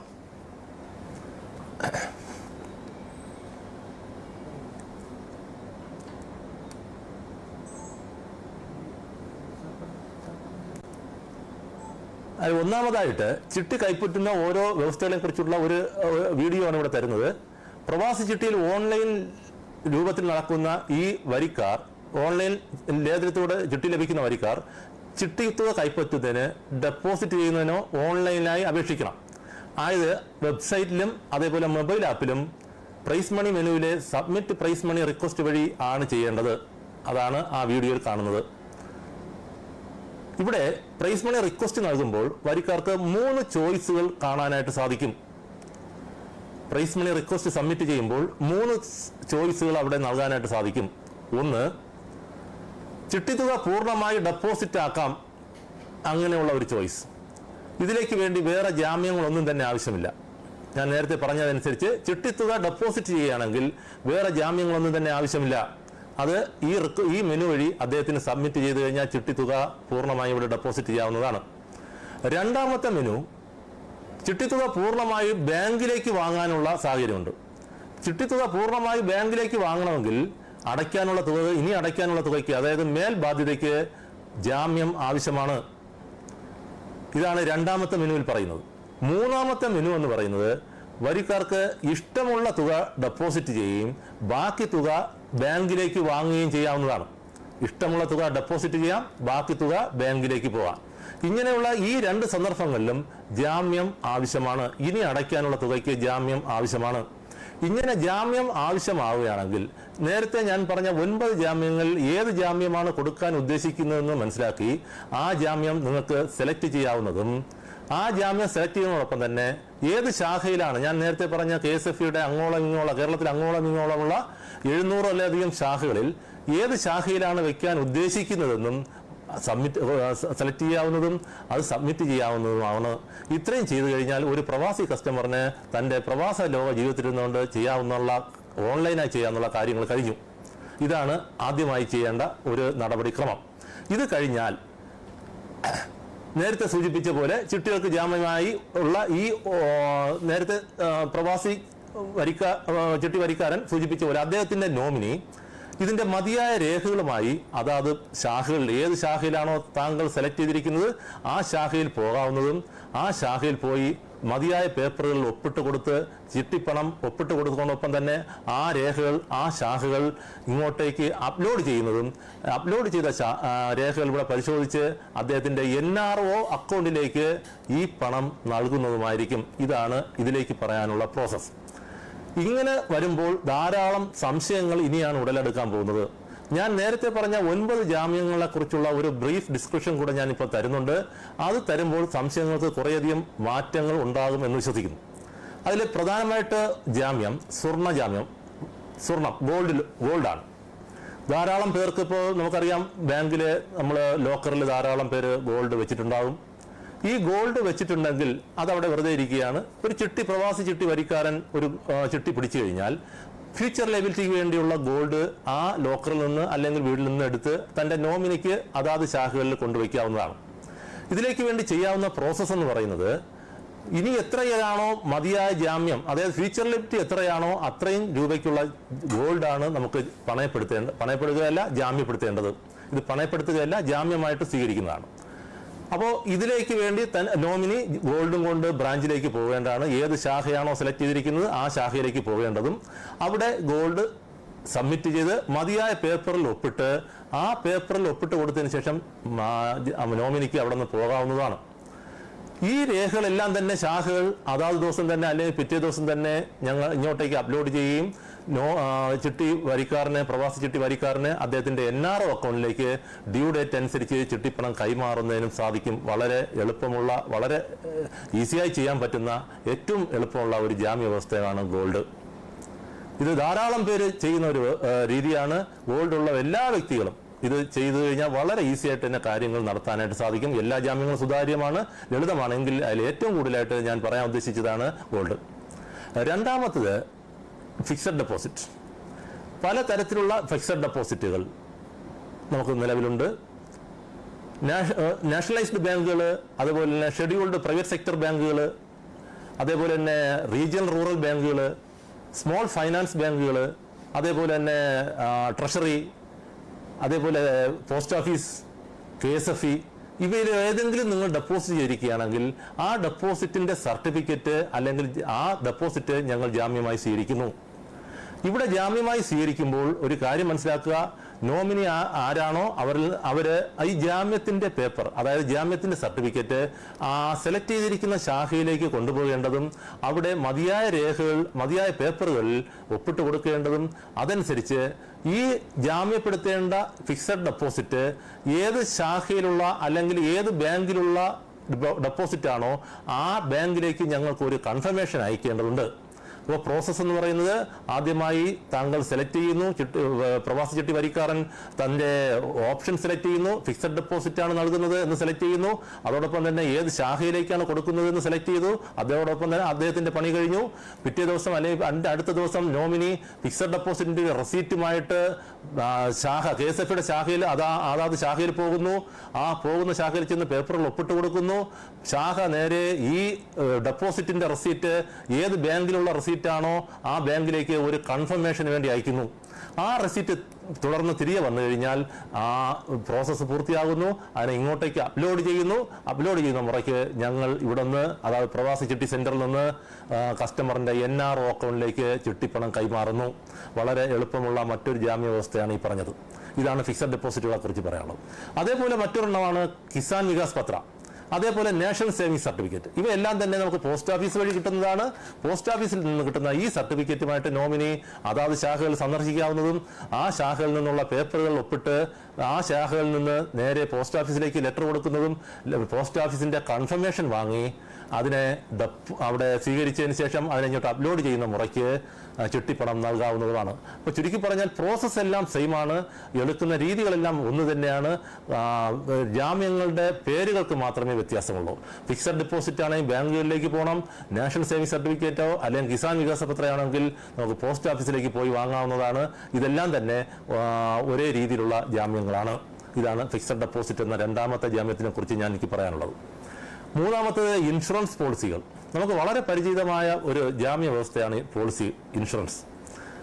IRDA അംഗീകാരമുള്ള കമ്പനികൾ ഇന്ന് ധാരാളം ഇന്ത്യയിൽ പ്രവർത്തിക്കുന്നുണ്ട്. ഇവരുടെ എല്ലാം തന്നെ ജാമ്യങ്ങൾ, ഈ കമ്പനികൾ പ്രൊഡ്യൂസ് ചെയ്യുന്ന ജാമ്യങ്ങൾ, അതായത് ഇൻഷുറൻസ് പോളിസികൾ, യൂണിറ്റ് ലിങ്ക്ഡ് അല്ലാത്ത ഇൻഷുറൻസ് പോളിസികൾ KSFE ജാമ്യമായി സ്വീകരിക്കും. KSFEക്ക് ജാമ്യം വേണ്ടത് ഞാൻ നേരത്തെ പറഞ്ഞു കഴിഞ്ഞു, ഫ്യൂച്ചർ ലയബിലിറ്റിക്കാണ്, അതായത് മേൽ ബാധ്യതയ്ക്കാണ്. ചിട്ടിപ്പണത്തിനല്ല, ചിട്ടി കൈപ്പറ്റിയ പണത്തിനല്ല, മേൽ ബാധ്യതയ്ക്ക് മാത്രമേ ജാമ്യം ആവശ്യമുള്ളൂ. അപ്പോൾ ഇൻഷുറൻസ് പോളിസിയാണ് ഒരു വ്യക്തി തരാൻ ഉദ്ദേശിക്കുന്നതെങ്കിൽ അദ്ദേഹത്തിന്റെ നേരത്തെ പറഞ്ഞതുപോലെ പ്രൊഫൈലിൽ കയറി ചിട്ടി പിടിക്കുന്ന ദിവസമോ അതിന്റെ അടുത്ത ദിവസമോ തന്നെ ഇൻഷുറൻസ് പോളിസി സെലക്ട് ചെയ്യാവുന്നതും ആ ഇൻഷുറൻസ് പോളിസി ഏത് ശാഖയിലാണ് കൊടുക്കുന്നത് എന്ന് സെലക്ട് ചെയ്യാവുന്നത്, സബ്മിറ്റ് ചെയ്യാവുന്നതാണ്. അത് കഴിഞ്ഞാൽ അദ്ദേഹത്തിന്റെ നോമിനി ആ പ്രസ്തുത ഇൻഷുറൻസ് പോളിസിയായിട്ട് ഇൻഷുറൻസ് ഓഫീസിൽ പോകേണ്ടതും ആ ഇൻഷുറൻസ് ഓഫീസിൽ നിന്ന് ഒരു സർട്ടിഫിക്കറ്റ്, ഇതിൽ എത്ര രൂപയ്ക്ക് ജാമ്യപ്പെടുത്താം എന്നൊരു സർട്ടിഫിക്കറ്റ് ആ ഇൻഷുറൻസ് ഓഫീസിൽ നിന്ന് വാങ്ങാവുന്നതും ആ വാങ്ങിയ സർട്ടിഫിക്കറ്റും ഈ പോളിസിയും കൊണ്ട് അതാത് ശാഖയിലേക്ക് വരേണ്ടതും ആ ശാഖ വേണ്ടുന്ന പേപ്പറുകളിലെ നോമിനിയെ കൊണ്ട് ഒപ്പിടിക്കുന്നതും ആ ഒപ്പിടിച്ചതിന് ശേഷം ഇൻഷുറൻസ് ഓഫീസിന്റെ ഒരു അപ്രൂവലിന് വേണ്ടി ഈ പോളിസികൾ അങ്ങോട്ടേക്ക് അയക്കുന്നതും അത് തിരികെ വരുന്ന മുറയ്ക്ക് അതിനെ അപ്ലോഡ് ചെയ്യുന്ന കഴിഞ്ഞാൽ പ്രവാസി ചിട്ടി സെന്ററിൽ നിന്ന് NRO അക്കൗണ്ടിലേക്ക് ചിട്ടിപ്പണം നൽകുന്നതുമായിരിക്കും. ഇതാണ് അതിന്റെ പ്രോസസ്സ്. അപ്പോൾ അവിടെ ശ്രദ്ധിക്കേണ്ട കാര്യം, ഒരു ഇൻഷുറൻസ് പോളിസി ഉണ്ട്, അത് യൂണിറ്റ് ലിങ്ക്ഡ് അല്ല, അത് മണി ബാക്കാണ്, അങ്ങനെയുള്ള പോളിസികളാണ് തീർച്ചയായിട്ടും നമുക്ക് ജാമ്യമായിട്ട് എടുക്കാം. പക്ഷേ അത് എത്ര രൂപയ്ക്കാണ് ജാമ്യം നിങ്ങൾക്ക് ഉദ്ദേശിക്കുന്നത്? ഇപ്പോൾ 50 ലക്ഷത്തിന്റെ പോളിസി ആയിരിക്കും, പക്ഷേ അടച്ചിട്ടുള്ളത് 2-3 തവണയായിരിക്കും. അങ്ങനെയാണെങ്കിൽ എത്ര രൂപയ്ക്കാണ് നിങ്ങൾ ജാമ്യം എടുക്കാൻ ഉദ്ദേശിക്കുന്നതെന്ന് ഇൻഷുറൻസ് സ്ഥാപനങ്ങൾ ഞങ്ങൾക്കൊരു പേപ്പർ തരും. ആ പേപ്പറിൽ കൂടെ മാത്രമേ എത്ര രൂപയ്ക്കാണ് ജാമ്യത്തിന് വെക്കാൻ സാധിക്കുകയുള്ളൂ എന്ന് മനസ്സിലാക്കാം. അത്രയും രൂപയ്ക്ക് ആ ജാമ്യം വയ്ക്കും. ഇൻഷുറൻസ് പോളിസിയുടെ അപ്രൂവൽ വാങ്ങിക്കഴിഞ്ഞാൽ തീർച്ചയായിട്ടും അത് ഒപ്പിട്ട് ഇങ്ങോട്ട് അപ്ലോഡ് ചെയ്യുന്ന മുറയ്ക്ക് NRO അക്കൗണ്ടിലേക്ക് ചിട്ടിപ്പണം നൽകുന്നതായിരിക്കും. വളരെ എളുപ്പത്തിൽ കൈകാര്യം ചെയ്യാൻ പറ്റുന്ന ജാമ്യമാണ്. കാരണം എല്ലാ വ്യക്തികൾക്കും, ഇന്ന് കേരളത്തിലുള്ള ഒട്ടുമിക്ക വ്യക്തികൾക്കും ഒരു ഇൻഷുറൻസ് ഉണ്ടാവും. അത് LIC ആയിരുന്നാലും മറ്റുള്ള സ്ഥാപനങ്ങളിലായിരുന്നാലും എല്ലാ വ്യക്തികൾക്കും ഇൻഷുറൻസ് ഉണ്ടാവും. അപ്പോൾ ആ ഇൻഷുറൻസ് പോളിസികൾ നമുക്കിവിടെ ജാമ്യപ്പെടുത്താം. വേറെ ആരുടെയും ആശ്രയം ആവശ്യമില്ല. നോമിനി അവിടെ ഈ ജാമ്യം കൊണ്ട് പോകേണ്ടത്. പക്ഷേ അതേസമയം ശ്രദ്ധിക്കേണ്ട കാര്യം, ഇൻഷുറൻസ് ഹോൾഡർ ആയിരിക്കില്ല, നോമിനിയുടെ പേരിലായിരിക്കുകയാണെങ്കിലാണ് എളുപ്പമായ മാർഗം. മൂന്നാമത്തത് വിളിക്കാത്ത ചിട്ടിയുടെ പാസ്ബുക്ക്. ഞാൻ നേരത്തെ പറഞ്ഞു, വിളിക്കാത്ത ചിട്ടിയുടെ പാസ്ബുക്ക് നമുക്ക് ജാമ്യമായിട്ട് സ്വീകരിക്കാം. 9 ജാമ്യങ്ങൾ, ഒരു ജാമ്യമാണ് വിളിക്കാത്ത ചിട്ടിയുടെ പാസ്ബുക്ക്. ഒരു പ്രവാസി ചിട്ടി വരിക്കാരന് KSFEയുടെ പ്രവാസി ചിട്ടിയിൽ തന്നെ ഒരു ചിട്ടി ഉണ്ടെന്നിരിക്കട്ടെ, ആ ചിട്ടി കിട്ടിയിട്ടില്ല, വേറൊരു ചിട്ടിയുണ്ട്, അതാണ് ഇപ്പോൾ കിട്ടിയത്. ഈ കിട്ടിയ ചിട്ടിക്ക് കിട്ടാത്ത ചിട്ടിയുടെ പാസ്ബുക്ക് ജാമ്യമായി സ്വീകരിക്കാം. അതിന് എത്രയാണോ അടയ്ക്കാനുണ്ട്, അതിന്റെ മുടക്കം വന്നു കഴിഞ്ഞാൽ, അടച്ചില്ല എങ്കിൽ മുടക്കം വന്നു കഴിഞ്ഞാൽ എത്ര രൂപ ഈടാക്കും എന്നുള്ളതിന്റെ ഒരു കണക്കനുസരിച്ച് അടച്ച തുക മുഴുവനായിട്ട് ജാമ്യപ്പെടുത്താൻ പറ്റത്തില്ല. അതിൽ നിന്ന് കുറച്ചുള്ള തുക അദ്ദേഹത്തിന്റെ ജാമ്യമായി സ്വീകരിക്കാം. അതേപോലെ തന്നെ KSFEയുടെ 700ഓളം ശാഖകൾ KSFEയുടെ കേരളത്തിൽ അങ്ങോളങ്ങളുണ്ട്. ഇതിൽ അദ്ദേഹത്തിന്റെ ബന്ധുക്കൾക്ക് വിളിക്കാത്ത ചിട്ടിയുടെ പാസ്ബുക്ക് ഉണ്ടെങ്കിൽ ആ പാസ്ബുക്കും ജാമ്യപ്പെടുത്താം. ആ പാസ്ബുക്കും പ്രവാസി ചിട്ടിയിലെ ഇദ്ദേഹത്തിന്റെ പിടിച്ച ചിട്ടിക്ക് ജാമ്യപ്പെടുത്തി പണം കൈപ്പറ്റാം. അങ്ങനെ വളരെ എളുപ്പമായ ഒരു മാർഗമാണ് വിളിക്കാത്ത ചിട്ടിയുടെ പാസ്ബുക്ക്. KSFE പ്രവാസി ചിട്ടി വരിക്കാരന് അദ്ദേഹത്തിന്റെ സ്വന്തം ചിട്ടിയുടെ ജാമ്യം തന്നെ ജാമ്യമായിട്ട്, ചിട്ടി പാസ്ബുക്ക് തന്നെ ജാമ്യമായിട്ട് സ്വീകരിക്കാം. അതോടൊപ്പം തന്നെ അദ്ദേഹത്തിന്റെ ബന്ധുവിന്റെയോ KSFE-യുടെ ഡൊമസ്റ്റിക് ബ്രാഞ്ചുകളിലുള്ള, അതായത് കേരളത്തിൽ അങ്ങോളമുള്ള ശാഖകളിൽ ഏതെങ്കിലും ശാഖകളിൽ ഈ പാസ്ബുക്ക് ഉണ്ടെങ്കിൽ അതിനെയും നമുക്ക് ജാമ്യമായിട്ട് സ്വീകരിക്കാം. അതിലേക്ക് വേണ്ടി ചെയ്യേണ്ടത് ആ നോമിനി അല്ലെങ്കിൽ ആ പാസ്ബുക്കിന്റെ ഉടമ അതാത് ശാഖകളിൽ പോകേണ്ടതും ആ ശാഖയിൽ വേണ്ടുന്ന പേപ്പറുകൾ ഒപ്പിട്ട് നൽകുകയും ശാഖകൾ ആ പേപ്പറുകൾ ഇങ്ങോട്ട് അപ്ലോഡ് ചെയ്യുന്നതിനനുസരിച്ച് അദ്ദേഹത്തിന് NRO അക്കൗണ്ടിലേക്ക് അദ്ദേഹത്തിന്റെ ചിട്ടിപ്പണം കൈമാറുന്നതിനും ഞങ്ങൾക്ക് സാധിക്കുന്നതാണ്. അഞ്ചാമതായി പറയേണ്ടത് ബാങ്ക് ഗ്യാരണ്ടി. വളരെ റയറായിട്ട് വരുന്ന, വളരെ അപൂർവമായിട്ട് വരുന്ന ഒരു ഗ്യാരണ്ടിയാണ് ബാങ്ക് ഗ്യാരണ്ടി. പല സന്ദർഭങ്ങളിലും പ്രവാസി ചിട്ടി കസ്റ്റമേഴ്സ് തെറ്റിദ്ധരിക്കപ്പെടുന്ന ഒരു സാധനമാണ് ബാങ്ക് ഗ്യാരണ്ടി. പലപ്പോഴും പറയാറുണ്ട് എനിക്ക് ബാങ്ക് ഗ്യാരണ്ടി ഉണ്ട്. പക്ഷെ അവിടെ ബാങ്ക് ഗ്യാരണ്ടി എന്ന് അവർ ഉദ്ദേശിക്കുന്നത് ബാങ്കിൽ ഇട്ടിരിക്കുന്ന ഡെപ്പോസിറ്റ് ആയിരിക്കും. അപ്പോൾ ബാങ്കിൽ ഇട്ടിരിക്കുന്ന ഡെപ്പോസിറ്റ് വേറെ, ബാങ്ക് ഗ്യാരണ്ടി വേറെ. ബാങ്ക് ഗ്യാരണ്ടി എന്ന് പറയുന്നത് ബാങ്കും KSFE-യും തമ്മിലുണ്ടാകുന്ന ഒരു എഗ്രിമെന്റിന്റെ അടിസ്ഥാനത്തിൽ കിട്ടുന്നതാണ്. ബാങ്കിൽ റിലയബിൾ ആയിട്ടുള്ള കസ്റ്റമേഴ്സിന് ബാങ്ക് കൊടുക്കുന്ന ഒരു ഗ്യാരണ്ടിയാണ് ബാങ്ക് ഗ്യാരണ്ടി. നോർമൽ കേസിൽ അതിന് പ്രൊസീജിയറുകളുണ്ട്. ആ പ്രൊസീജിയറുകളെല്ലാം പാസ്സാക്കുകയാണെങ്കിൽ KSFE-ക്ക് ബാങ്കുകൾ ഗ്യാരണ്ടി നിൽക്കാറുണ്ട്. അങ്ങനെയാണെങ്കിൽ അത് മുദ്രപത്രത്തിൽ ബാങ്കും KSFE-യും തമ്മിൽ ഒപ്പിടുകയും ആ ഒപ്പിടുന്ന കാലാവധിക്കുള്ളിലുള്ള എത്ര തുകയ്ക്കാണോ തരുന്നത് അതനുസരിച്ച്, അതായത് ഫ്യൂച്ചർ ലയബിലിറ്റിക്ക്, നേരത്തെ പറഞ്ഞ മേൽബാധ്യതയ്ക്ക് മുഴുവനുള്ള തുകയ്ക്ക് ബാങ്ക് ഗ്യാരണ്ടി തരികയാണെങ്കിൽ തീർച്ചയായിട്ടും അത് സ്വീകരിച്ചുകൊണ്ട് KSFE സ്വീകരിക്കുന്നതും അതനുസരിച്ച് അദ്ദേഹത്തിന് ചിട്ടിപ്പണം കൈമാറാനും സാധിക്കും. ഇതാണ് ബാങ്ക് ഗ്യാരണ്ടിയെ കുറിച്ച് പറയേണ്ടത്. അവിടെ പ്രധാനമായിട്ട് ശ്രദ്ധിക്കേണ്ടത് പല കസ്റ്റമേഴ്സും ബാങ്ക് ഗ്യാരണ്ടി ഉണ്ട്. ബാങ്ക് ഗ്യാരണ്ടി എന്ന് പറയുന്ന KSFE ഉദ്ദേശിക്കുന്നത് ബാങ്ക് ഗ്യാരണ്ടി ബാങ്കും KSFE തമ്മിലുണ്ടാകുന്ന എഗ്രിമെന്റുള്ള ബാങ്ക് ഗ്യാരണ്ടിയാണ്. പക്ഷേ കസ്റ്റമർ പലപ്പോഴും ഉദ്ദേശിക്കുന്ന ബാങ്ക് ഗ്യാരണ്ടി എന്ന് പറയുന്നത് ബാങ്കിൽ നിക്ഷേപിച്ചിരിക്കുന്ന തുകയാണ്. അപ്പോൾ ബാങ്കിൽ നിക്ഷേപിച്ചിരിക്കുന്ന തുകയെ നമ്മുടെ ഫിക്സഡ് ഡെപ്പോസിറ്റ് എന്നാണ് പറയുന്നത്. അതിനുള്ള പ്രോസസ്സ് ഞാൻ നേരത്തെ പറഞ്ഞു കഴിഞ്ഞു. ഇത് ബാങ്ക് ഗ്യാരണ്ടിയെ കുറിച്ചാണ്.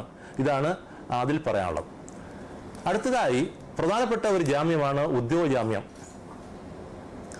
ഉദ്യോഗജാമ്യം അഥവാ വ്യക്തിജാമ്യം. KSFE-യിലെ പ്രവാസി ചിട്ടിക്ക് വേണ്ടി ഒരു കസ്റ്റമർ ഉദ്യോഗജാമ്യമാണ് പ്രവാസി ചിട്ടിയുടെ കസ്റ്റമർ നൽകാൻ ഉദ്ദേശിക്കുന്നതെങ്കിൽ അദ്ദേഹത്തിന് ഉദ്യോഗജാമ്യം നൽകാനുള്ള അവകാശമുണ്ട്. അതിലേക്ക് വേണ്ടി അദ്ദേഹത്തിന്റെ ഫ്യൂച്ചർ ലയബിലിറ്റി എത്രയെന്ന് നോക്കണം. അദ്ദേഹത്തിന്റെ ഫ്യൂച്ചർ ലയബിലിറ്റിക്ക് അനുസരിച്ച് ഉദ്യോഗജാമ്യം നമുക്ക് നൽകാവുന്നതാണ്. ഉദ്യോഗജാമ്യം എന്ന് പറഞ്ഞാൽ എന്താണ്? സർക്കാർ ഉദ്യോഗസ്ഥരുടെ ജാമ്യം, പൊതുമേഖലാ സ്ഥാപനങ്ങളുടെ ഉദ്യോഗസ്ഥരുടെ ജാമ്യം, ഗവൺമെന്റ് എയ്ഡ് പറ്റുന്ന സ്ഥാപനങ്ങളുടെ ജാമ്യം, സെൻട്രൽ ഗവൺമെന്റ് ഉദ്യോഗസ്ഥരുടെ ജാമ്യം, ഇവയൊക്കെ തന്നെ KSFE ജാമ്യമായിട്ട് സ്വീകരിക്കുന്നുണ്ട്. അതിലേക്ക് വേണ്ടി എന്താണ് ചെയ്യേണ്ടത്? ഒരു ജാമ്യ പേപ്പർ നൽകുന്നുണ്ട്, ഒരു ഫോമുണ്ട്. ആ ഫോം ഈ KSFE-യിൽ തരാൻ ഉദ്ദേശിക്കുന്ന, അതായത് ഉദ്യോഗസ്ഥൻ ആരാണോ അദ്ദേഹത്തിന്റെ ഓഫീസിൽ നിന്ന് പൂരിപ്പിച്ച് ആ ഫോം നമ്മുടെ ഏത് ബ്രാഞ്ചിലാണോ അദ്ദേഹം സബ്മിറ്റ് ചെയ്യാൻ ഉദ്ദേശിക്കുന്നത് ആ ശാഖയിൽ എത്തിക്കേണ്ടതും, ആ ശാഖ ഇതെല്ലാം ശരിയാണോ, തന്നിരിക്കുന്ന രേഖകളെന്ന് ശരിയാണോ എന്ന് പരിശോധിക്കുന്നതിലേക്ക് വേണ്ടി ഇതിന്റെ രേഖകളെല്ലാം തന്നെ ഒരു കൺഫർമേഷന് വേണ്ടി അതാത് ഓഫീസുകളിലേക്ക് അയക്കുന്നതും, ആ കൺഫർമേഷൻ തിരികെ വരുന്ന മുറയ്ക്ക് ഈ ഉദ്യോഗസ്ഥൻ വന്ന് അതാത് ശാഖകൾ ഒപ്പിട്ട് നൽകേണ്ടതും, ആ ഒപ്പിട്ട് നൽകുന്ന മുറയ്ക്ക് ശാഖകൾ ഇതിനെ അപ്ലോഡ് ചെയ്യുന്നതും, അപ്ലോഡ് ചെയ്ത് ഇവിടെ വന്നു കഴിഞ്ഞാൽ പ്രവാസി ചിട്ടി സെന്ററിൽ നിന്ന് അദ്ദേഹത്തിന് ചിട്ടിപ്പണം കൈപ്പറ്റാനും സാധിക്കുന്നതാണ്. ജാമ്യങ്ങൾ സ്വീകരിക്കുമ്പോൾ വളരെ ശ്രദ്ധിക്കേണ്ട 1-2 കാര്യങ്ങൾ. ഒന്ന്,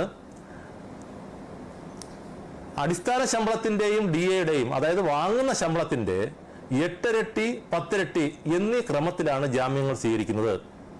ഒരു ജാമ്യം തന്ന് ഫ്യൂച്ചർ ലയബിലിറ്റി 1 കോടിയുള്ള ഒരു ചിട്ടി കൈപ്പറ്റാൻ സാധ്യമല്ല. ഒരു ഉദ്യോഗജാമ്യത്തിന്മേൽ പരമാവധി എടുക്കാൻ പറ്റുന്ന, അതായത് ബാധ്യതപ്പെടുത്താൻ പറ്റുന്ന ജാമ്യം 5 ലക്ഷം രൂപ വരെയാണ്. 2 ജാമ്യം ഉണ്ടെങ്കിൽ പരമാവധി എടുക്കാൻ പറ്റുന്നത് 10 ലക്ഷം രൂപ വരെയാണ്. 2-ലധികം ജാമ്യം ഉണ്ടെങ്കിൽ 16 ലക്ഷം രൂപ വരെ നമുക്ക് കൈപ്പറ്റാൻ, പ്രവാസി ചിട്ടിയിൽ 16 ലക്ഷം രൂപ വരെ കൈപ്പറ്റാനായിട്ട് അവസരമുണ്ട്. അപ്പോൾ ഇങ്ങനെ ഈ ജാമ്യങ്ങൾ സ്വീകരിക്കുമ്പോൾ ശ്രദ്ധിക്കേണ്ട മറ്റു 1-2 കാര്യങ്ങൾ. ഒരു ഉദ്യോഗസ്ഥന്റെ ജാമ്യം നൽകുമ്പോൾ ശ്രദ്ധിക്കേണ്ട ഒരു പ്രധാനപ്പെട്ട സംഗതി, ചിട്ടി തീർന്ന് 6 മാസത്തെ സർവീസ് കൂടെ അദ്ദേഹത്തിന് ഉണ്ടാകണം എന്നുള്ളതാണ്. ചിട്ടി തീർന്ന് 6 മാസത്തെ സർവീസ് ഉണ്ടാകണം. അതോടൊപ്പം തന്നെ അദ്ദേഹത്തിന് കയ്യിൽ വാങ്ങുന്നതിന് മതിയായ ശമ്പളം ഉണ്ടാകണം. ചുരുക്കി പറഞ്ഞാൽ 40% ശമ്പളം അദ്ദേഹത്തിന് കയ്യിൽ വാങ്ങാൻ, റിക്കവറി എല്ലാം കഴിഞ്ഞിട്ട് അദ്ദേഹത്തിന് കയ്യിൽ വാങ്ങാൻ ഉണ്ടാകണം. ടേക്ക് ഹോം സാലറി ആയിട്ടുണ്ടാകണം. ഇത്തരത്തിലുള്ള രേഖകളെല്ലാം സബ്മിറ്റ് ചെയ്ത് കഴിഞ്ഞാൽ ഈ ഈ എമൗണ്ട് അനുസരിച്ച്, അതായത് ഒരു ജാമ്യത്തിന്മേൽ 5 ലക്ഷം പരമാവധിയാണ്. അതിൽ നേരത്തെ പറഞ്ഞ 8 ഇരട്ടി 10 ഇരട്ടി എന്ന ഒരു ക്രൈറ്റീരിയ വെച്ചിട്ടാണ് നമ്മൾ നോക്കുന്നത്. പരമാവധി 5 ലക്ഷം രൂപ വരെയും, 2 ജാമ്യം തരികയാണെങ്കിൽ പരമാവധി 10 ലക്ഷം രൂപ വരേക്കുമുള്ള ഫ്യൂച്ചർ ലയബിലിറ്റിയും, 2-ലധികം ജാമ്യം തരികയാണെങ്കിൽ 16 ലക്ഷം രൂപ വരെയുള്ള ഫ്യൂച്ചർ ലയബിലിറ്റിക്കും ഉദ്യോഗ ജാമ്യം സ്വീകരിക്കാവുന്നതാണ്. നേരത്തെ പറഞ്ഞ ഗോൾഡിന്റെയോ അല്ലെങ്കിൽ അതേപോലെ തന്നെ ഫിക്സഡ് ഡെപ്പോസിറ്റിന്റെയോ അത്രയും എളുപ്പമല്ല, 1-2 ദിവസം കൂടെ പ്രോസസ്സിങ്ങിന് എടുക്കുന്ന ഒരു പ്രോസസ്സാണ് ഉദ്യോഗ ജാമ്യം. അതിന് സമയം അല്പം കൂടെ എടുക്കുന്ന ഒരു കാര്യമാണ്. ഇതാണ് ഉദ്യോഗ ജാമ്യത്തിനെ കുറിച്ച് പറയാനുള്ളത്. അവസാനമായിട്ട് ഇനി ഒരു ജാമ്യം കൂടെയാണ് നമുക്ക് ആ സെഷനിൽ പറയാനുള്ളത്. അത് വസ്തുജാമ്യമാണ്. പ്രോപ്പർട്ടി എന്ന പേരിൽ അറിയപ്പെടുന്ന വസ്തുജാമ്യത്തെക്കുറിച്ചാണ് അതിൽ പറയാനുള്ളത്. ഏറ്റവും കൂടുതൽ കസ്റ്റമേഴ്സ് ഉപയോഗിക്കുന്ന ജാമ്യമാണ് വസ്തുജാമ്യം. വസ്തു കൈമാറ്റങ്ങളെയും അതിൻ്റെ സ്വത്തവകാശത്തെയും സംബന്ധിച്ച് കാലാകാലങ്ങളിൽ രാജ്യത്ത് നടപ്പിലാക്കി വരുന്ന നിയമങ്ങളെ അടിസ്ഥാനമാക്കിയാണ് KSFE വസ്തുജാമ്യം സ്വീകരിക്കുന്നത്. ഇന്ത്യയിലെ സുപ്രധാനമായ ഒരു ജാമ്യ രീതിയാണ് ഇക്വിറ്റബിൾ മോർഗേജ് എന്ന KSFE അനുവർത്തിക്കുന്ന ജാമ്യ വ്യവസ്ഥ. KSFE അനുവർത്തിക്കുന്ന ഒരു ജാമ്യ വ്യവസ്ഥയാണ് ഇക്വിറ്റബിൾ മോർഗേജ്. മറ്റു ധനകാര്യ സ്ഥാപനങ്ങൾ രജിസ്ട്രേഡ് മോർഗേജ് എന്ന വ്യവസ്ഥയാണ് അനുവർത്തിക്കുന്നത്, അതായത് പണയപ്പെടുത്തുന്ന അവസ്ഥ. പക്ഷേ KSFEയിലെ ആധാരങ്ങൾ ഒറിജിനലായിട്ട്, ആധാരങ്ങളോടൊപ്പം തന്നെ രേഖകൾ ഒറിജിനലായി സ്വീകരിക്കുകയും അതിനെ ഇവിടെ സൂക്ഷിക്കുകയും ചെയ്യുന്ന ഒരു വ്യവസ്ഥയാണ് ഇക്വിറ്റബിൾ മോർഗേജ്. ഈ ഒരു പ്രോസസ്സ് ഉള്ളത് കൊണ്ടാണ് അതിൽ നിയമസാധ്യതയുള്ള, നിയമപരമായിട്ട് അനുശാസിക്കുന്ന എല്ലാ കാര്യങ്ങളും എടുക്കേണ്ടതായിട്ട് വരുന്നത്. ഒരു കസ്റ്റമറിനെ സംബന്ധിച്ചോളം വസ്തു ഇല്ലാത്ത ഒരു കസ്റ്റമർ അല്ലെങ്കിൽ ഒരു പ്രവാസി ചിട്ടിയായിരുന്നാലും ഏത് ചിട്ടി വരിക്കാരനായിരുന്നാലും ഇന്ന് കേരളത്തിൽ ഉണ്ടാകാനുള്ള സാധ്യത കുറവാണ്. ചിട്ടി പിടിച്ചു കഴിഞ്ഞാൽ മതിയായ ജാമ്യത്തിനായി ഈ വസ്തുവിനെ നമുക്ക് ജാമ്യപ്പെടുത്താവുന്നതാണ്. അതിലേക്ക് വേണ്ടി എന്തൊക്കെ പ്രോസസ്സുകളാണ് നമുക്കുള്ളതെന്നാണ് ഞാൻ പറയാൻ പോകുന്നത്. എന്തൊക്കെ കാര്യങ്ങളാണ് അതിലേക്ക് വേണ്ടത്? നേരത്തെ പറഞ്ഞ ജാമ്യ വ്യവസ്ഥകളിൽ നിന്ന് വ്യത്യസ്തമായി കുറേയധികം രേഖകൾ കൂടി വേണ്ടുന്ന ഒരു വ്യവസ്ഥയാണ്, അല്ലെങ്കിൽ വേണ്ടുന്ന ഒരു സെക്യൂരിറ്റിയാണ് പ്രോപ്പർട്ടി സെക്യൂരിറ്റി. എന്തൊക്കെയാണ് അതിൽ സ്വീകരിക്കേണ്ടത്, അല്ലെങ്കിൽ എന്തൊക്കെയാണ് നിങ്ങൾ നൽകേണ്ടത്? ഒരു വസ്തു ജാമ്യമായി സ്വീകരിക്കുമ്പോൾ ശാഖകളിൽ എന്താണ് നൽകേണ്ടത്? അതിനു മുമ്പായിട്ട് ഒരു കാര്യം മനസ്സിലാക്കേണ്ടത്, നേരത്തെ പറഞ്ഞതുപോലെ വസ്തുവാണ് ജാമ്യമായി നൽകുന്നതെങ്കിൽ പ്രവാസി ചിട്ടി വരിക്കാരൻ തൻ്റെ ചിട്ടി വിളിച്ചെടുത്തതിന് ശേഷം അദ്ദേഹത്തിൻ്റെ പ്രൊഫൈൽ, നേരത്തെ പറഞ്ഞ പോലെ തന്നെ ഓരോ കാര്യത്തിനും പ്രൊഫൈലിൽ കയറുക, ഏത് സെക്യൂരിറ്റിയാണ് അദ്ദേഹം സെലക്ട് ചെയ്യുന്നത് ഓപ്റ്റ് ചെയ്യുക, ഏത് ബ്രാഞ്ചിലാണ്, ഏത് ശാഖയിലാണ്, KSFEയുടെ ഏത് ശാഖയിലാണ് ഈ വസ്തു കൊടുക്കാൻ, ജാമ്യമായി കൊടുക്കാൻ ഉദ്ദേശിക്കുന്നത് എന്ന് സെലക്ട് ചെയ്ത് സബ്മിറ്റ് ചെയ്ത് കഴിഞ്ഞാൽ ആ പ്രവാസി ചിട്ടി വരിക്കാരൻ്റെ ഭാഗം കഴിഞ്ഞു. അതിനുശേഷം അദ്ദേഹത്തിൻ്റെ നോമിനി, അതായത് വസ്തുവിൻ്റെ ഉടമ ആരാണോ അവർ ഏത് ശാഖയാണോ തിരഞ്ഞെടുത്തത് ആ ശാഖയിലേക്ക് പോകേണ്ടതാണ്. ശാഖയിലേക്ക് പോകുമ്പോൾ താഴെ പറയുന്ന രേഖകൾ കൃത്യമായിട്ടും ശാഖയിലേക്ക് കൊണ്ടുകൊടുക്കേണ്ടതാകുന്നു. ആ രേഖകളാണ് ഞാൻ പറയാൻ ഉദ്ദേശിക്കുന്നത്. 1, പ്രമാണം. വസ്തു നിങ്ങളുടെ കയ്യിലുണ്ട് എന്ന് കാണിക്കുന്ന ആധികാരികമായ രേഖയാണ് പ്രമാണം. ആ പ്രമാണം വേണം. 2, മുൻപ്രമാണങ്ങൾ. ഒന്നിലധികം പ്രമാണം മുൻപ്രമാണമായിട്ട് കാണാം. ആ മുൻപ്രമാണങ്ങളും നമുക്ക് ഈ രേഖയോടൊപ്പം സമർപ്പിക്കേണ്ടതാണ്. 3, കൈവശാവകാശ സർട്ടിഫിക്കറ്റ്. ഈ കൈവശാവകാശ സർട്ടിഫിക്കറ്റ് വില്ലേജ് ഓഫീസിൽ നിന്ന് ലഭിക്കുന്ന രേഖയാണ്. ഇദ്ദേഹത്തിന്റെ കൈവശം ഇത്ര സെന്റ് വസ്തു ഭൂമി ഉണ്ട് എന്ന് വില്ലേജ് ഓഫീസർ സാക്ഷ്യപ്പെടുത്തുന്ന രേഖയാണ് കൈവശാവകാശ സർട്ടിഫിക്കറ്റ്. അത് വില്ലേജ് ഓഫീസിൽ നിന്ന് ഓൺലൈൻ അപേക്ഷയിൽ കൂടെ ലഭിക്കുന്നതാണ്. 4, കരംതീർത്ത രസീത്. കരംതീർത്ത രസീത് എന്ന് വെച്ച് കഴിഞ്ഞാൽ വസ്തുവിന്റെ കരംതീർത്ത രസീത് വേണം. അത് വില്ലേജ് ഓഫീസിൽ നിന്ന് കിട്ടും. ഇപ്പോൾ അതെല്ലാം ഓൺലൈനാണ്. അതോടൊപ്പം തന്നെ ഈ വസ്തുവിൽ കെട്ടിടമുണ്ടെങ്കിൽ ആ കെട്ടിടത്തിന്റെ, വീടുണ്ടെങ്കിലോ കെട്ടിടമുണ്ടെങ്കിലോ കെട്ടിടത്തിന്റെ കരംതീർത്ത രസീതും വേണം. അപ്പൊ കെട്ടിടത്തിന്റെ രസീത് പഞ്ചായത്ത് ഓഫീസിലെന്നോ അല്ലെങ്കിൽ മുനിസിപ്പൽ ഓഫീസിലെന്നോ അല്ലെങ്കിൽ കോർപ്പറേഷനിലെന്നോ എവിടെയാണോ ആ കെട്ടിടം സ്ഥിതി ചെയ്യുന്നത്, ആ വസ്തു ചെയ്യുന്നത്, അതാത് തദ്ദേശ സ്വയംഭരണ സ്ഥാപനങ്ങളിൽ നിന്ന് ലഭിക്കുന്നതായിരിക്കും. ഇതാണ് അടുത്ത് പറയുന്ന 3ാമത്തെ രേഖ എന്ന് പറഞ്ഞത്. അപ്പോൾ കരംതീർത്ത രസീത് അത് വീടിന്റെയും വേണം, വസ്തുവിന്റെയും വേണം. അതിൽ ഓർമ്മിക്കേണ്ട മറ്റു പ്രധാനപ്പെട്ട കാര്യം, വീട് 3000 സ്ക്വയർ ഫീറ്റിലും അധികമാണെങ്കിൽ അതിന് ലക്ഷറി ടാക്സ് അടച്ച റെസീറ്റും നിർബന്ധമായിട്ടും വേണ്ടതാകുന്നു. 4, ലൊക്കേഷൻ സ്കെച്ച്. വസ്തുവിന്റെ 4 അതിരുകളും കാണിക്കുന്ന, വഴി കാണിക്കുന്ന വില്ലേജ് ഓഫീസർ വരച്ചു തരുന്ന ഒരു രേഖയാണ് ലൊക്കേഷൻ സ്കെച്ച്. ഇതും രേഖയോടൊപ്പം കൊണ്ട് ബ്രാഞ്ചിലേക്ക് പോകേണ്ട കാര്യമാണ്. ലൊക്കേഷൻ സ്കെച്ച് ഓൺലൈനായിട്ട് അപേക്ഷ നൽകുമ്പോൾ വില്ലേജ് ഓഫീസിൽ നിന്ന് ആൾ വന്ന് വരച്ച് നൽകുന്ന ഒരു രേഖയാണ് ലൊക്കേഷൻ സ്കെച്ച്. അടുത്ത് തണ്ടപ്പേർ അക്കൗണ്ട്, കരമടച്ച രസീതിനെ കുറിച്ചുള്ള കരമടച്ച രീതികളെക്കുറിച്ചുള്ള ഒരു ആധികാരികമായ രേഖയാണ് തണ്ടപ്പേർ അക്കൗണ്ട്. അത് വില്ലേജ് ഓഫീസിൽ നിന്നാണ് ലഭിക്കുന്നത്. അതായത് ബാധ്യതാ സർട്ടിഫിക്കറ്റ്, ഈ പ്രമാണത്തിന്മേൽ എന്തെങ്കിലും ബാധ്യതയുണ്ടോ എന്ന് അറിയുന്നതിന് വേണ്ടി എടുക്കുന്ന സർട്ടിഫിക്കറ്റാണ് ബാധ്യത സർട്ടിഫിക്കറ്റ്. സാധാരണയായി KSFE 13 വർഷത്തെ ബാധ്യത സർട്ടിഫിക്കറ്റാണ് എടുക്കുന്നത്. ഈ ബാധ്യത സർട്ടിഫിക്കറ്റ് ലഭിക്കുന്നത് രജിസ്റ്റർ ഓഫീസിൽ നിന്നാണ്. അതായത് രജിസ്റ്റർ ഓഫീസിൽ നിന്ന് ഓൺലൈനായിട്ട് അപേക്ഷയിലൂടെ ലഭിക്കുന്നതാണ് ബാധ്യത സർട്ടിഫിക്കറ്റ്. അതോടൊപ്പം തന്നെ പ്രോപ്പർട്ടി എന്ന് പറഞ്ഞ ഒരു ആപ്ലിക്കേഷൻ വേണം, പൂരിപ്പിച്ചൊരു അപേക്ഷ. പ്രോപ്പർട്ടി 2 എന്ന് പറഞ്ഞ ഒരു സത്യവാങ്മൂലം, അഫിഡവിറ്റ്. 50 രൂപ പത്രത്തിൽ മോർഗേജർ അഥവാ വസ്തു ഉടമയുടെ പേരിൽ 50 രൂപ പത്രത്തിൽ വാങ്ങി പൂരിപ്പിച്ച്, അതോടൊപ്പം തന്നെ ഏതെങ്കിലും ഒരു വക്കീൽ, ഒരു അഡ്വക്കേറ്റ് ഒപ്പിട്ട ഒരു രേഖയാണ്, ഒരു സമ്മതപത്രമാണ് അഫിഡവിറ്റ്. അത് ഇത്രയും രേഖകളും തിരിച്ചറിയൽ കാർഡിന്റെ കോപ്പിയുമായിട്ടാണ് പ്രവാസി ചിട്ടിയുടെ നോമിനി അദ്ദേഹത്തിന്റെ ഏത് ശാഖയാണോ സെലക്ട് ചെയ്തിരിക്കുന്നത് ആ ശാഖയിലേക്ക് പോകേണ്ടത്. 10 കാര്യങ്ങളാണ് ഞാനിവിടെ പറഞ്ഞിരിക്കുന്നത്. ഒന്നുകൂടെ പറയാം: പ്രമാണം, മുൻപ്രമാണം, കൈവശാവകാശ സർട്ടിഫിക്കറ്റ്, കരംതീർത്ത രസീതുകൾ, ലൊക്കേഷൻ സ്കെച്ച്, തണ്ടപ്പേർ അക്കൗണ്ട്, ബാധ്യതാ സർട്ടിഫിക്കറ്റ്, അഫിഡവിറ്റ് അഥവാ പ്രോപ്പർട്ടി 1 എന്ന് പറഞ്ഞ ഫോം, അഫിഡവിറ്റ് 50 രൂപ പത്രത്തിൽ തയ്യാറാക്കി അഫിഡവിറ്റ്, തിരിച്ചറിയൽ രേഖ. ഇത്രയും രേഖകളുമായിട്ട് കസ്റ്റമറിന്റെ നോമിനിക്ക് അല്ലെങ്കിൽ വസ്തുവിന്റെ ഉടമയ്ക്ക് അതാത് ശാഖകളിലേക്ക് പോകാവുന്നതാണ്. ഇനി ശാഖയിൽ പോയി കഴിഞ്ഞാൽ അടുത്ത നടപടിക്രമങ്ങൾ എന്താണെന്നാണ് പറയുന്നത്. ശാഖയിൽ പോയി കഴിഞ്ഞാൽ അടുത്ത് ചെയ്യുന്നത്, ഇത് ബ്രാഞ്ചിലെ മാനേജർമാർ പരിശോധിച്ചതിന് ശേഷം അത് ലീഗൽ സെല്ലിലേക്ക് കൈമാറുകയും ചെയ്യും. ലീഗൽ സെല്ലിലെ KSFEയുടെ പാനൽ അഡ്വക്കേറ്റുമാരുണ്ടാകും.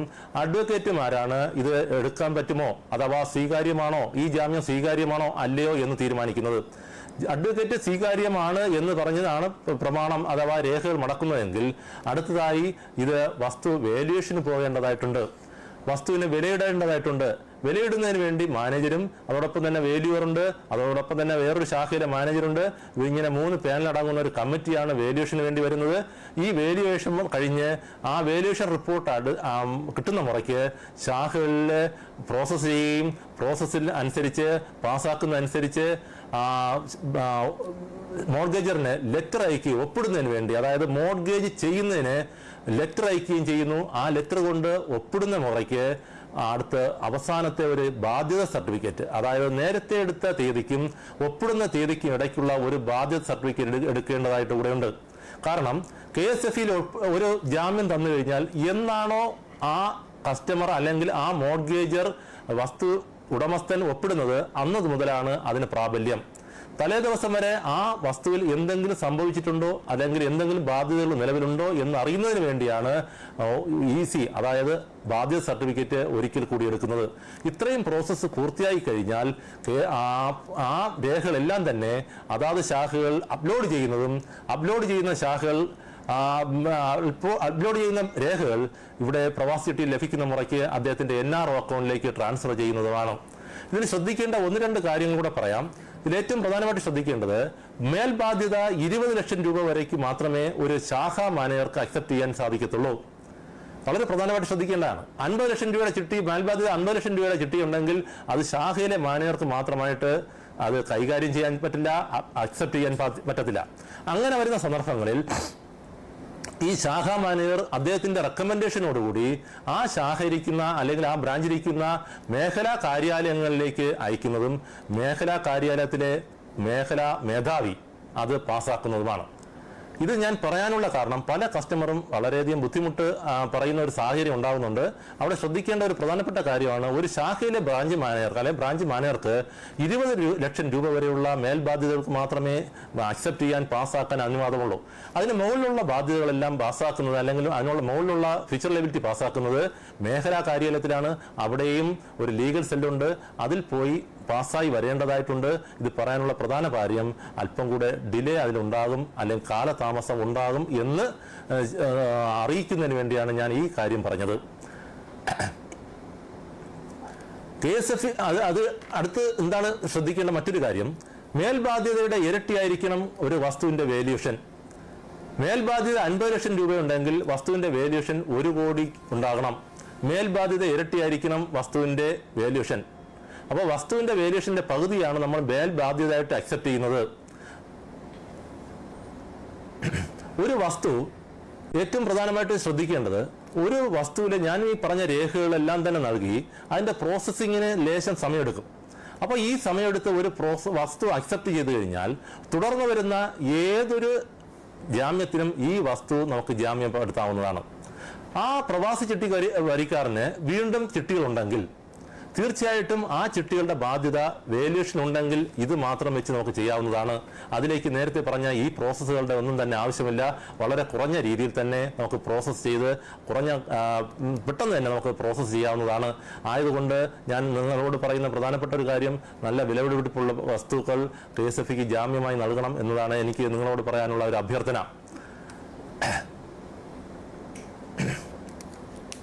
അടുത്തതായി പ്രധാനപ്പെട്ട ഒരു കാര്യം കൂടെ പറഞ്ഞുകൊണ്ട് നമുക്ക് ഈ വീഡിയോ അവസാനിപ്പിക്കാം. പവർ ഓഫ് അറ്റോർണി എന്ന് പറഞ്ഞ സംഗതി. എന്താണ് ഈ പവർ ഓഫ് അറ്റോർണി? ഒരു വസ്തുവിൻ്റെ ഉടമ ആ വ്യക്തി ഒരു പ്രവാസി ചിട്ടി വരിക്കാരനാണെങ്കിൽ, അദ്ദേഹത്തിൻ്റെ പേരിലാണ് വസ്തുവെങ്കിൽ, അദ്ദേഹം ഗൾഫിലാണെങ്കിൽ അല്ലെങ്കിൽ അയാൾ ഒരു പ്രവാസിയാണെങ്കിൽ അദ്ദേഹത്തിന് ബ്രാഞ്ചിൽ പോയി ഒപ്പിടുന്നതിന് സാധ്യമല്ല. ഇങ്ങനെയുള്ള സന്ദർഭങ്ങളിൽ അദ്ദേഹം പവർ ഓഫ് അറ്റോർണി അഥവാ സർവമുക്തിയാർ എന്ന് പറഞ്ഞ ഒരു രേഖ അദ്ദേഹത്തിന് ഹാജരാക്കി കഴിഞ്ഞാൽ അദ്ദേഹത്തിൻ്റെ വസ്തു ജാമ്യമായി നൽകാവുന്നതാണ്. അപ്പോൾ ഇങ്ങനെയുള്ള ഈ ജാമ്യം പവർ ഓഫ് അറ്റോർണി നൽകുമ്പോൾ ശ്രദ്ധിക്കേണ്ട പ്രധാനപ്പെട്ട കാര്യങ്ങൾ, 4 തരത്തിലുള്ള പവർ ഓഫ് അറ്റോർണികൾ KSFE സ്വീകരിക്കുന്നുണ്ട്. 4 രീതിയിൽ ഒരു പവർ ഓഫ് അറ്റോർണി അദ്ദേഹത്തിന് ചെയ്യാവുന്നതാണ്.